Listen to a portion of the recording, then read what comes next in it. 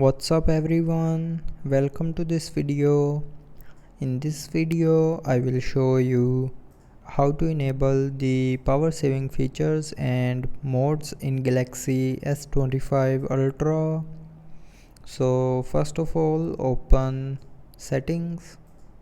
Now in settings, scroll down and here click on battery. Now in battery, tap on power saving. Now here you will see different types of power saving features and modes. So the first one is turn off always on display.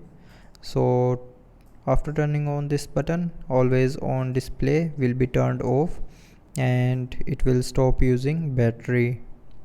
Now the second option is limit CPU speed to 70%.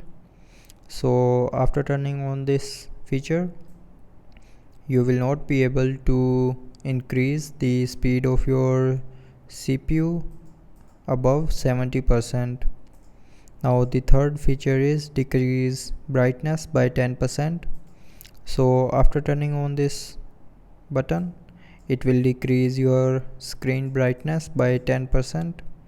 And the fourth option is turn off 5G. So if 5G is not available in your area, then always remember to turn on this button.